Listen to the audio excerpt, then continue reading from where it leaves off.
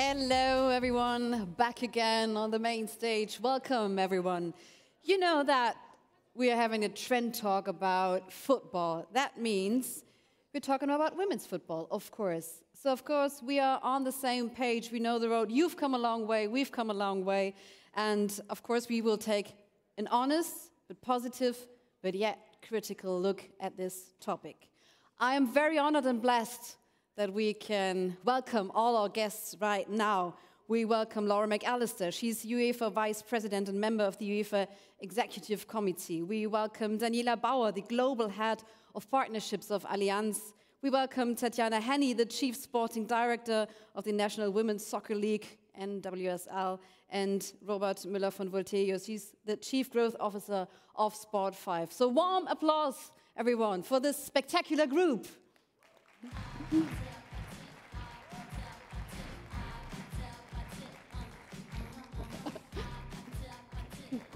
Hey, good to see you. Good to see you. Welcome to Hamburg. Hello. Hi, Daniela. Pleasure. Hello. Robert. Hello. Yeah? Yes. We're going to take a seat.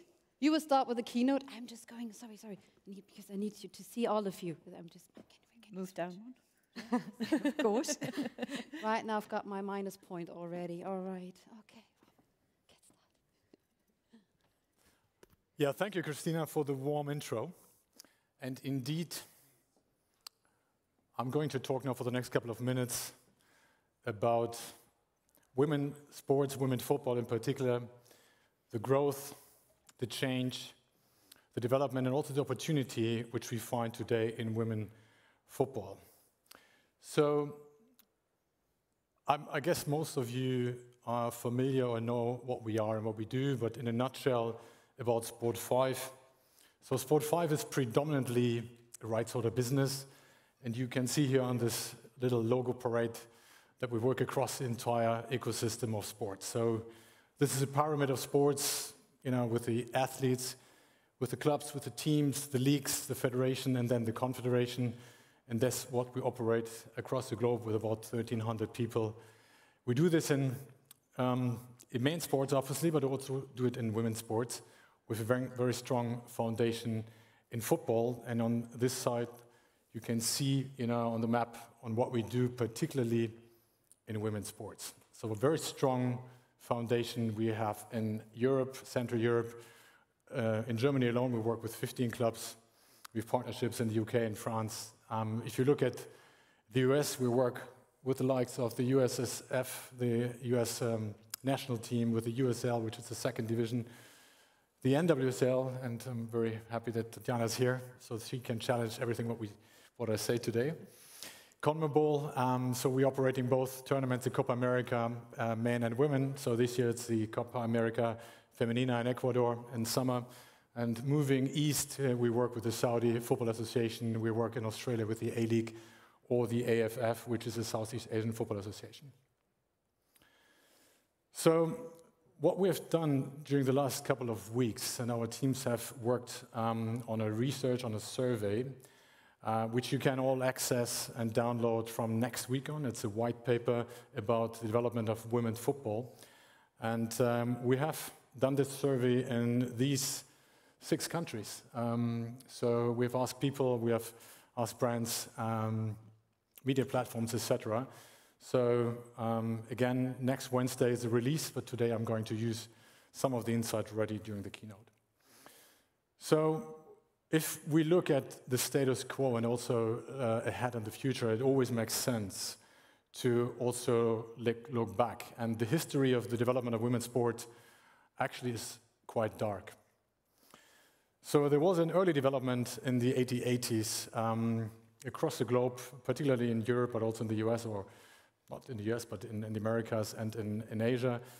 In the 80s, first games, first clubs were established, and then 40 years later, 1921, we had about 150 teams already in the UK.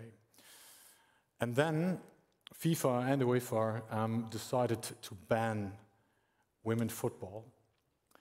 They banned women's football from all, professional organizations, institutions in sports, and they did that for the duration of 50 years. I repeat, 50 years. So then it was in '69 only that FIFA and UEFA reconsidered their positioning towards women's football, and then another 20 years later we had the first World Cup hosted in China, and then 1999, which is certainly kind of a breakthrough moment for football, the World Cup in the US.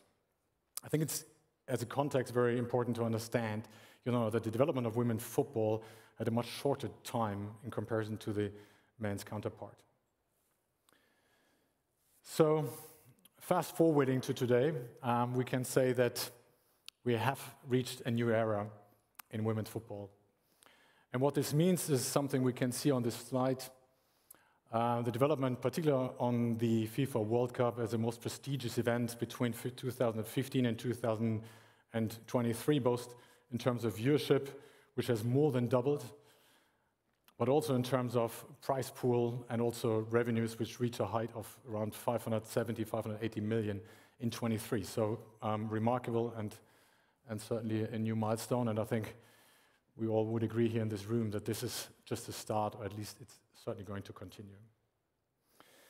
So the four key factors, and leaving aside all the football institutions, the governing bodies, the clubs, the leagues, etc., we have looked at the four parameters here: the fans, the media, the players, and the brands, which are relevant, to shape football in general.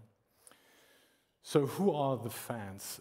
Interesting finding from the survey is that across the board, across all 6 countries, the ratio of fans of women's football is very similar. It's about 50% of the entire population, which aggregates to a very meaningful number of nearly 200 million people being genuinely interested in women's football. So, but beside the impressive numbers, I think it's very important also to look behind that. And there are certain similarities and overlaps. So men also watching female sports, but here you see that there is a different demographic. So there are things which are different. It's a different target group, and particularly, the female audience is younger. They're very family-oriented. At home, they have the decision power, for household spendings, which makes them very attractive also for brands being engaged in football. So it is different, and we get to that again. So the next parameter is the media, and this slide shows, the ratio of revenue sources, where you can see that matchday revenues are pretty equal. The biggest difference is actually on the broadcast revenues. And this is already highlighting also a challenge which we have in women's football, because there are hardly any broadcasters who are investing substantial money. It's a little bit different in the US, and we can use the example of the NWS, maybe the most mature league, also in development, because they've did a great job now already with 4 broadcast partners in the US, generating about $60 million per year. And if you compare this with the new Apple deal with the MLS, which was just closed 2 years ago, which is generating 250 million, you can see that the gap between women's football and the men's counterpart is actually quite small. But if you look at DAZN, for example, which is operating a women's football channel, they've moved the channel from behind the paywall in front of the paywall. Why? Because apparently they found it hard to sell subscription on the back of female football content. So it's still in the making. It's still, broadcasters are experimenting. We saw great ratings for the great and big tournaments, the Euros, the FIFA World Cups, but particularly for the leagues in many countries, it's still a challenging environment.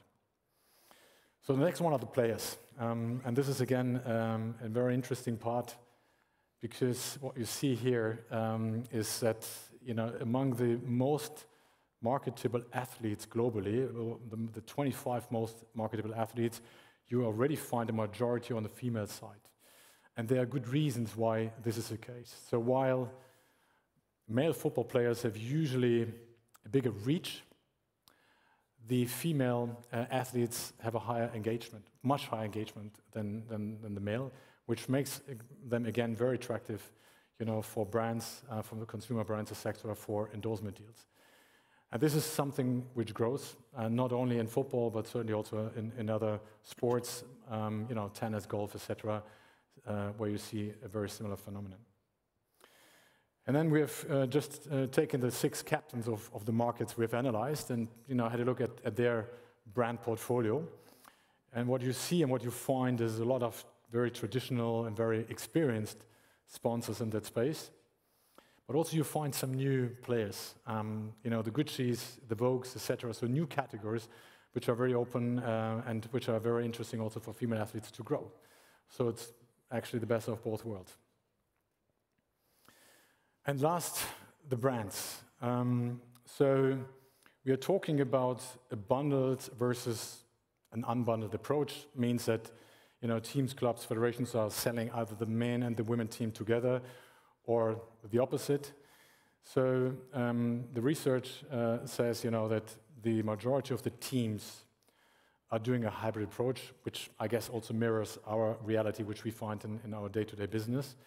And then again, one very impressive number, for every dollar spent by a brand in the ecosystem of women's sport, they can generate a return of more than 7 times as customer value, for the organization. So which is, I think, a good news, and I think a very impressive number, which should also encourage more and more brands to invest in that field. So here, just a lineup of engagement of brands. So you see the variety of a lot of very traditional sponsors, endemic ones like the Nikes, the Adidas, Pumas, but also some others of the big spenders. And you see that it's not test and learn, for maybe one engagement. It's much more than that. So they're already engaged in a large number of deals across the globe, sponsoring female football activities. And if we look at the inventory, not a surprise. I mean, you find everything, obviously shirt sponsorship, LED, sponsorships on social and digital, but also on naming rights. So infrastructure, the first naming right deal was signed by Joey. It's a company which is producing baby carriage. And they signed the first naming right deal with Man City, and the stadium is called Joey Stadium. So I think this is a phenomenon which is pretty new, but certainly something which will be copied in the future very much. So last slide, before we then enter into the discussion, maybe as a takeaway also for you and maybe also as an inroad. So we think that women's football is a sibling, but it's certainly not a twin.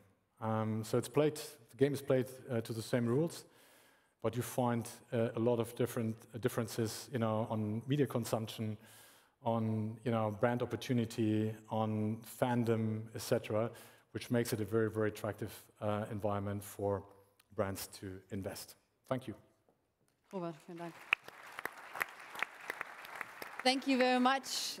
Time for small coffee, maybe. Hanseatic coffee. I would love to have an espresso, please. Would you love to have anything from the road? You're fine, you're fine? I have an espresso too. Espresso too? Thank you. Fast talking, fast coffee. I've made notes because that was an exclusive presentation for the Sportfive. Thank you very much. New insights, new details. Let's dive into our round.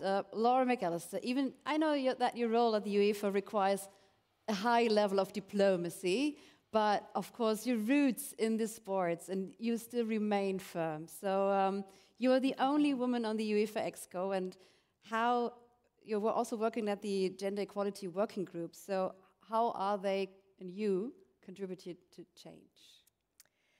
Thank you for the question. Pleasure to be here. Yes, I mean, the way I look at the role as a representative on Exco is to be part of a team, but to also help guide the team towards some change as well, because the reality of being the only woman on a board is not reflective of either women in society or the state of play of the women's game that we heard about a moment ago. But I think we're involved at a time where there is a zeitgeist for change. The fact that I'm chairing a gender equality working group that's looking at all aspects of representation of women in football, both at a staffing level within UEFA, appointments to the various committees and panels, and of course elections to Exco and other organisations. I think that reflects a will to improve the profile of gender in decision making. And I think that's really important. You know, we have to work with the structures of football as they currently exist, but we also have to push at the boundaries of that and explain in a rational and reasonable way why there's such a strong business case for having women's voices around the table. And by the way, it's not just women there to talk about women's football. I mean, I'm a former international player, but my background is in strategizing around football and sport more generally. So I don't think women who are elected to senior positions in football have to be there to talk about women's football either. But we need people who understand the game and can ride some of the storm that we're seeing in a positive way to develop the game quickly. Why is it unstoppable? That's the motto. I love that term, and I worked on the strategy with the UEFA team, and I guess it captures that sense, doesn't it, that the game is growing and we either harness it in a way that expands its appeal to as many young girls and women as possible, or we allow it to go in a more ad hoc way. I don't think there's any question that it will grow and that it will expand and that it will broaden its reach. But like everything, there needs to be a degree of structuring and strategizing over how we make sure, in my opinion, that the women's game is better than the men's game, because I think there are lots of aspects of men's football that put consumers off, that put fans off, and that put players off. And we have an opportunity to do something very different in the women's game. But we only do that when we have the voices of women who understand the game around the table in the first instance. And that's why the governance and representation side is so important. And that's why we got some voices here, Tatjana, Haenni. Normally you say, I'm always first in those rounds. Now third. Sorry for that. But welcome. So why do you think that, what has changed in the culture of sport when we do support women's sport? Why we need to support women's sport? Where is the shift of culture there? Oh, I really think it has a lot to do with society. You went a little bit back in the history, and I think it made me remind that Sweden, Norway, Denmark, Finland were very strong women's football countries when women's football became back on the map, and it has to do with society, right? The role of women in society. We also know even today that, like, countries in South America, if you look at the potential of those female players, they are amazing, but they're really struggling with the culture and the role of women in society and the role of women's football in the country. So what has changed is society coming with the growth of the game, bubbling up with, I think, public pressure on media and commercial partners, like why do you only sponsor the men's team and why do you only show men's professional sports and why is there not enough women's support? And that just bubbled up, and now we're at the level where it's unstoppable. And I think everybody now we're going into a business where before it was like a development and a lip service and we have to and we should do, and now we're really talking about business and how do we further grow it.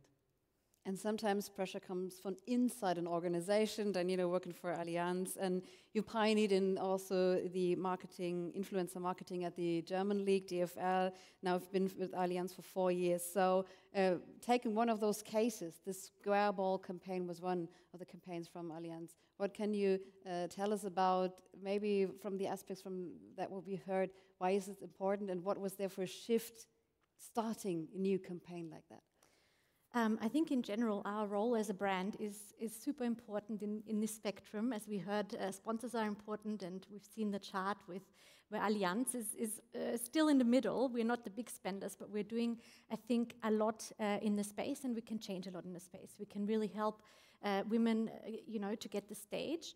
And not just, by tuning in or having advertising campaigns, but really changing people's perceptions. And that's what we did with that campaign. It was already 2 years ago when we launched that.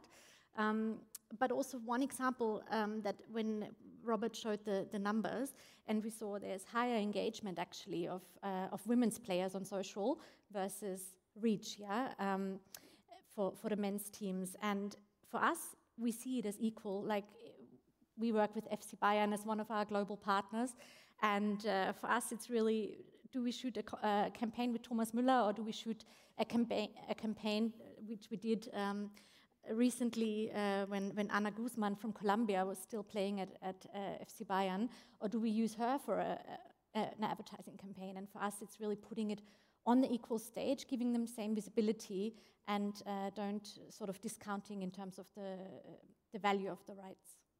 Why is then female leadership in business side decision making so important? Because when we do say women, of course, should discuss men's topic in football, so why do we need more women then in the leadership for that?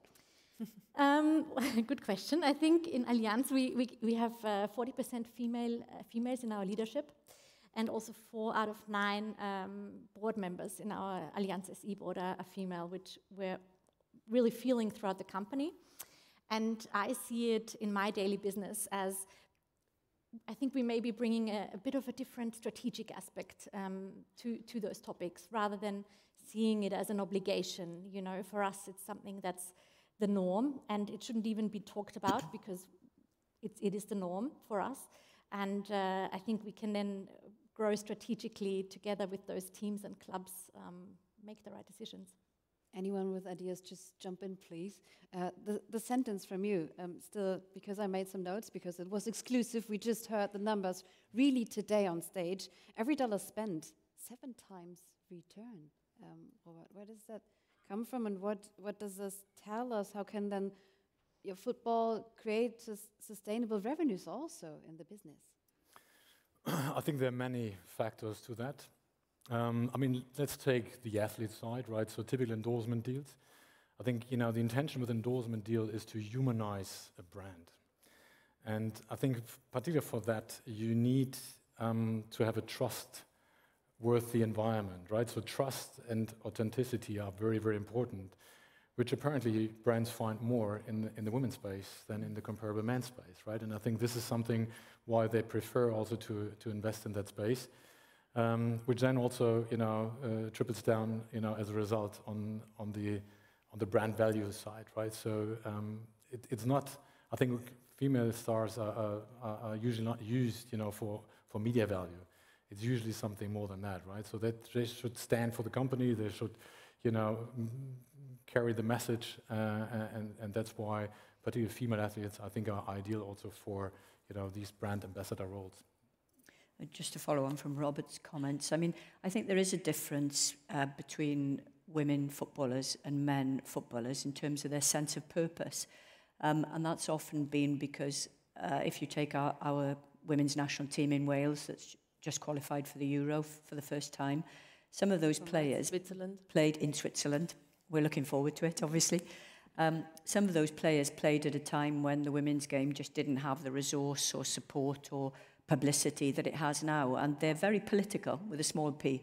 They're very aware of their responsibility, their purpose in encouraging the next generation of players. They're aware of the legacy of those of us who went before them and had to battle very hard to get women's football anywhere in the public space. And I think that is a very attractive commodity to the commercial world because of the authenticity, because of the, you know, as both of you said, because of the social appeal. What could be more powerful for modern society than seeing women at the very peak of their performance in front of packed stadia in Switzerland this summer, wearing their national colours, full of fans from every nation, but setting a kind of role model example to the next generation of young girls.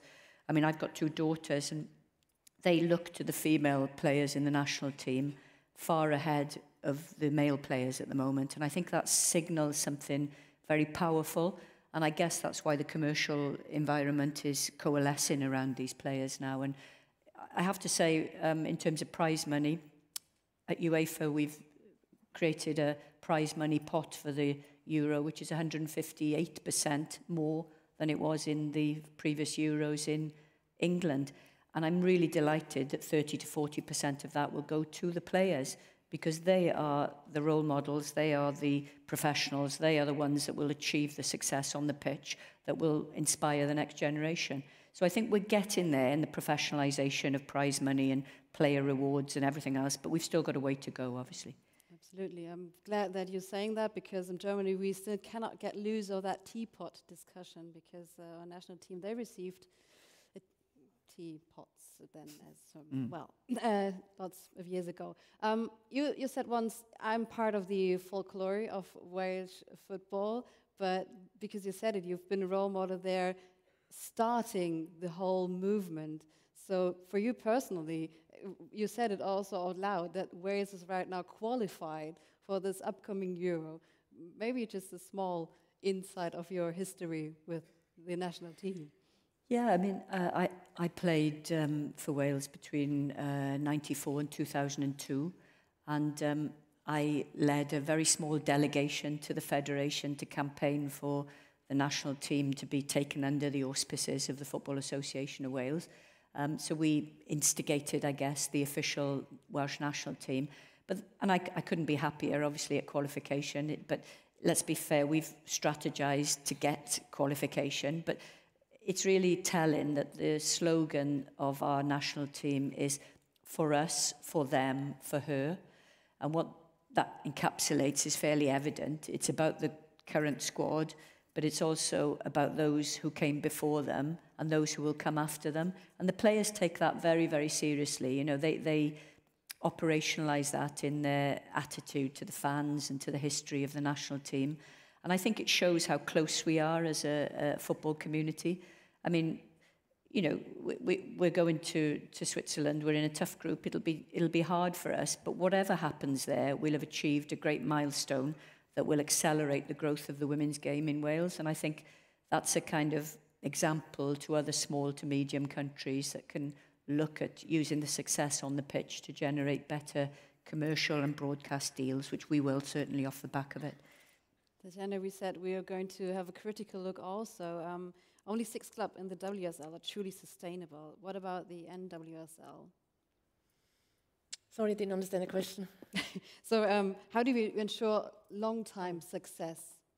Well, the question is a little bit what success you're looking for. So for us in the NWSL, it's really financial success. We have a slightly different sports model. So we have investors buying clubs and then run them like a business, which is one of the reasons why I think we are so successful, even though respecting and acknowledging that you can't really compare the European sports model and the American.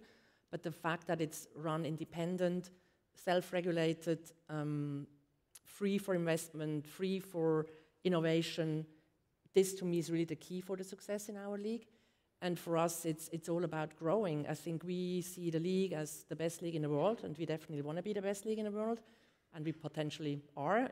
Certainly if you look at the media value, the commercial value, the number of spectators. On the sporting side, right now we're on top as well. So we will see. We're probably going to expand the league even further. We will have some of the best placed players. We have a salary cap. We have all teams, all players are professional players. They're full-time professionals. They have a minimum salary, which is currently too low, but we're going up every year.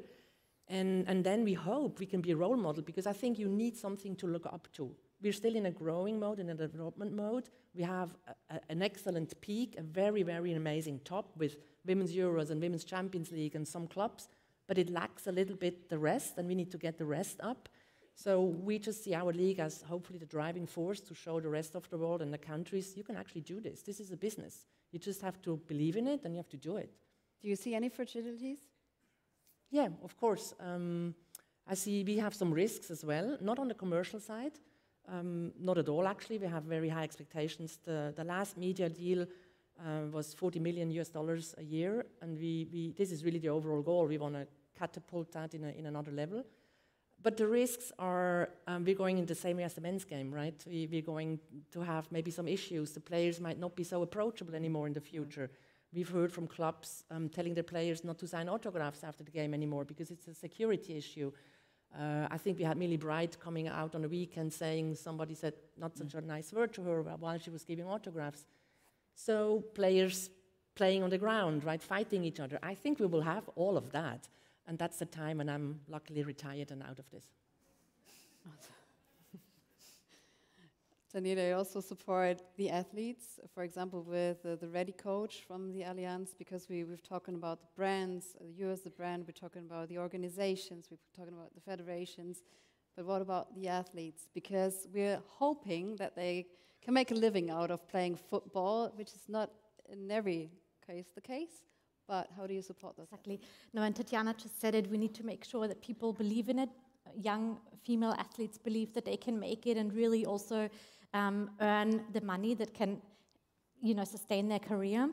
So what we launched 2 years ago, actually, together we started with FC Bayern Women and then rolled it out globally into all of our 70 Allianz market. It's called the Allianz Ready Coach. So it's a financial literacy coaching for young females, basically, who are on the verge of taking their decision whether to go into professional football or do a career have a stable career or go to university. And we believe you can do both, and we as Allianz certainly have some tools to help young females decide and also help them convince their parents and their community, their support system, that with looking after your savings and assets and smartly making these decisions, there's some optimism and some courage needed to step into the women's game. That sounds amazing. About the names and numbers we're always talking about, this is the reality of the sports. We're fast growing. You've mentioned the history. What do you expect? What is the goal for the brands, and how can we ensure that everyone is right now investing more in sports? You've pointed out the numbers, but where's the core of that? I think, brands are normally reactive, right? So reactive to the development of the product. So you hardly find any brand which is investing in something which will play out in the future. So therefore, I think naturally the product will grow. I think, the popularity trend on women's sports, particularly women football, will continue, and so will also commercial revenues grow. And again, both on the media side and on the sponsorship side. The brand side is already further developed, and the media side will follow because they are all looking for exclusive content. And once you develop the audience, you will also have a good commercial environment for that. It would help if there would be also external investment, certainly, to give a push. And I think the example of WSL, NWSL is great because it helps to take steps in a shorter period. In some other markets in Central Europe, Germany, France, etc., it's more the traditional way that, or particularly in Germany, that investors are not really allowed to invest. I mean, Michelle Kang in France, she did a big investment in Olympique Lyonnais. I think that's helpful, but I think it's just a natural development of the ecosystem. Or what about the governance structures? Do you think that there should be fundamental changes also in female sports? Talking about the organization side and point of view there. I hope people would see the value of doing that without being forced to, but clearly governments, European Commission, have an agenda around fair representation on boards, and several countries have been forced to change their representation of sports governing bodies. But I'd like to think that it's fairly evident that a non-diverse board performs less well than a diverse board. And that applies not only to sex and gender, but to racial representation and every other identity. So I think it's something that has to be owned by the whole of the sports community. And one other thing I would say is that I'd like to see the next phase of women's football being owned more by men in football, because it seems to me so obvious that the women's game will grow at pace now. And if men in football are not supporting that actively, then they're actually hindering it. And I think we need to talk in those terms, because it shouldn't be left to women to champion a big part of football, as if football has only ever been for men. I mean, you look at the history of the game and you see the huge crowds that were watching football in Wales and England and Scotland in the wartime years. So it's never been a male sport. There's just a perception that it's been a male sport, and men have owned it during that period of a ban. But now the responsibility, I think, comes back to men to champion the sport and make sure that it grows in a sustainable way, as we'd all wish to see. But why do you think you should nurture it very slowly? Because it's not only the UEFA perspective, but you also said it personally. Because sometimes you need to take a risk, you need to invest, But then sometimes I feel, for example, the Champions League final in 2023, they could have been sold more tickets. And we were like, why did they take the biggest stadium? Yes, I mean, it's a balance between those things, isn't it? You know, I mean, you look at the Women's Champions League, sold out Bilbao last year, will sell out Lisbon this year, smallest stadium next year in Norway, but a country with a fantastic football pedigree. And then my own country is bidding for 2027 Women's Champions League in the National Stadium, which is 74,000. And we'd fill it if the game comes to Wales. So I think we are taking calculated risks. But of course, there are moments too where you need to consolidate and ensure that the roots are deep and protected as well. But I think it all comes back to the issue of agency and voice as well, because you don't know those things unless you know football and you know how it develops and how it grows. And that's as relevant for the women's game as it is for the men's. Can I just add something? Yeah. I think it's really important. There are a few things I think are important. We have to start talking. There's a sport, a discipline of a sport, which is men's football and women's football. Those are the laws. But then there's men and women working in football. And I think that should be totally a different story.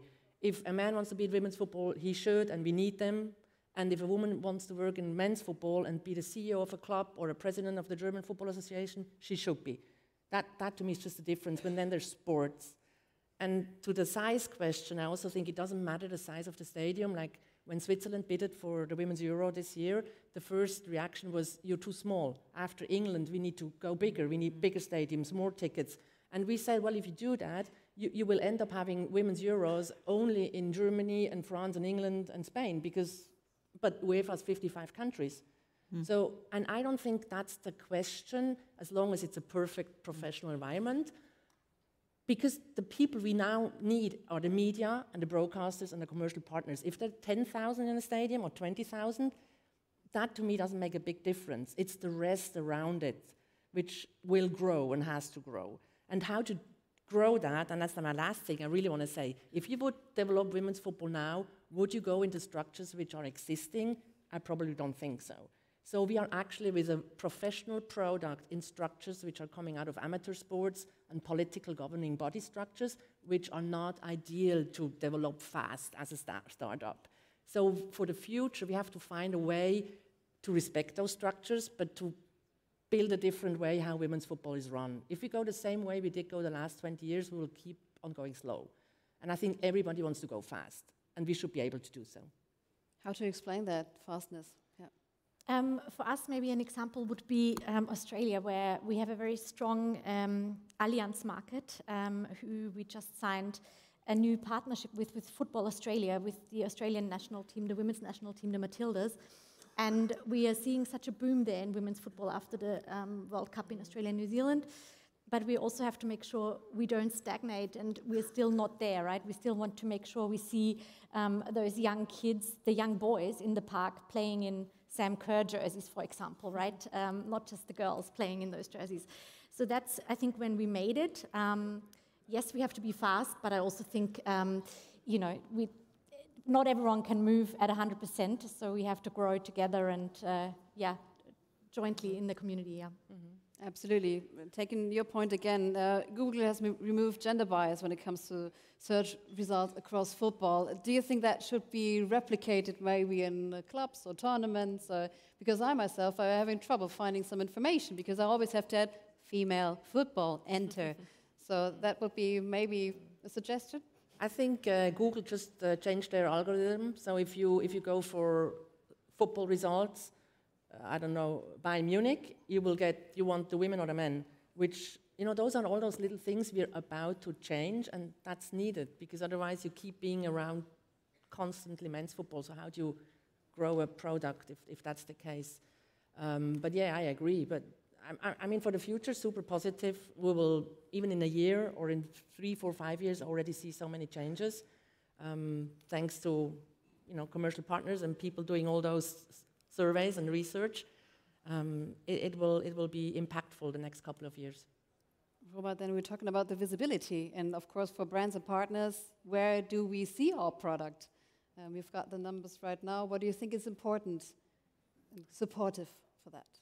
You mean the seeing the product in... For example, yes.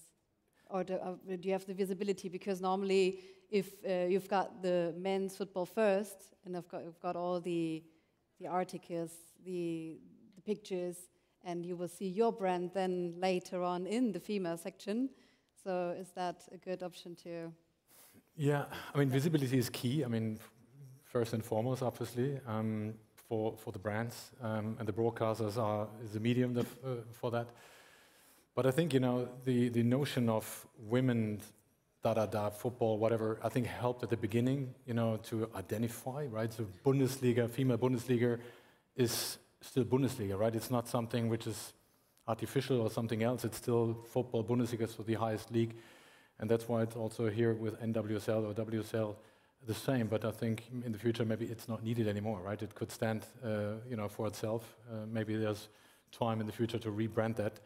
And again, I think, you know, for the brands, they will always do both. There will be certain categories which will be certainly preferring, you know, the men's game for particular reasons, and vice versa. But I think most global brands will certainly do both.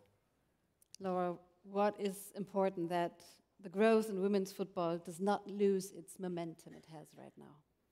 It's important that it doesn't lose its momentum, but it's also important that it doesn't lose its character and uniqueness.